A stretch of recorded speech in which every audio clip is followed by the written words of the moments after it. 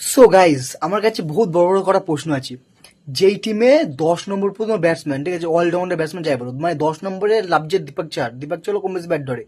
যেই টিমে শুধুমাত্র বুমরা হচ্ছে বোলিং, বাকি সব ব্যাটসম্যান অলরাউন্ডার, সেই টিম 162 রান করছে। 162, সেই টিম, এগুলো মেনে নেওয়া যায় না, ঠিক আছে। আর সেই টিমের বিরুদ্ধে দিল্লি গিয়ে 18 ওভার 2 বলে ম্যাচ জিতে যাচ্ছে।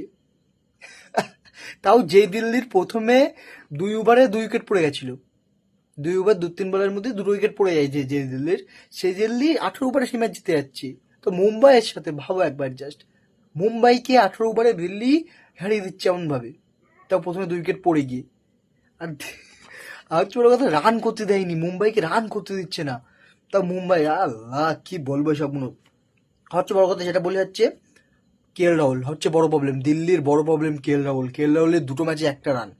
এটা ভাবতে হবে কিন্তু, 2টো ম্যাচে 1টা রান, ঠিক আছে। প্রথম ম্যাচটা নাই মারতে গেছিল মোহাম্মদ শামিকে, ওটা মানলাম, কিন্তু এই ম্যাচটা এইটা তো মারতে যাচ্ছিল না তেমন ভাবে, এটা নর্মাল খেলছিল একটা।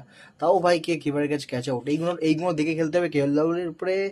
আমি এটা ভাবছি, রাহুল পরপর 2টো ম্যাচে 1 রান করেছে, আগের দিন ড্রাক, আজকে হচ্ছে যে 1 রান করেছে 3 বলে। পরের দিন যখন সে খেলতে আসবে তখন তার কনফিডেন্স কোন থেকে আসবে, এটা একটা বড় প্রশ্ন, ঠিক আছে।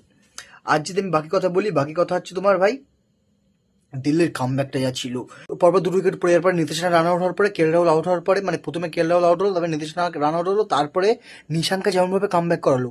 সামির কিন্তু প্রথমে খেলছিল না, ঠিক আছে, সামির নিসবি প্রথমে খেলছিল না, প্রথমে সে আর নর্মাল খেলছিল, কিন্তু যেখানে নিশাঙ্কা যেমনভাবে কামব্যাকটা প্রথম থেকে করালো, প্রথমে এমন নিশাঙ্কা মারতে মারতে খুব সুন্দর সুন্দর সুন্দর শট মারলো, তারপর নিশাঙ্কা হাফ সেঞ্চুরি করতে পারলো না, এটা খারাপ লাগে, হাফ সেঞ্চুরি করার আগে আউট হয়ে গেল। তারপর তবে সামির নিসবি যখন থেকে মারা শুরু করলে, আরে ভাই মারা, এইদিকে ওদিকে ভাই, ডেভিড মিলার অফ সাইডে আছে, ঠিক আছে, কিন্তু ভাই ডেভিড মিলার স্ট্রাইকে আসতে পারছে না, অফ স্ট্রাইক থেকে স্ট্রাইকে আইবে পারছেই না। 6-7 বল খেলেছে, যখন সে 80-90 রান হয়েছে তখন 6-7 বল খেলেছে, এমন করে মারছে, মানে একভাবে নিজে খেলছে না, নিজেই খেলে গেছে একভাবে, খেলতে খেলতে খেলতে খেলতে লাস্টে। আর খারাপ লাগে ওটাই যে হাফ সেঞ্চুরিটা তার হলো না 90 রান করলে।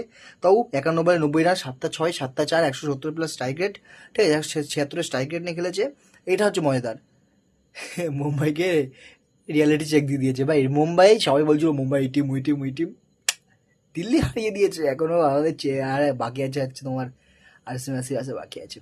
তো আর হচ্ছে বড় কথা যেটা বলতে আমি ভুলে যাচ্ছি, সেটা হচ্ছে ভাই, কালকে বলেছিলাম যে মুম্বাই, সবাই বলবে যে মুম্বাই জিতবে, কিন্তু জিতবে দিল্লি। 2টো ম্যাচে প্রেডিকশন করেছিলাম, একটা হচ্ছে রাজস্থানের যে আর গুজরাটের, বলছিলাম রাজস্থান জিতবে, আর বলেছিলাম দিল্লি জিতবে। 2টো ম্যাচই আমার পাস হয়েছে, ঠিক আছে। এই ফলো করো আমাকে, সাবস্ক্রাইব করো, ভিউজ আসছে না একটা ভিডিওতে, ঠিক আছে।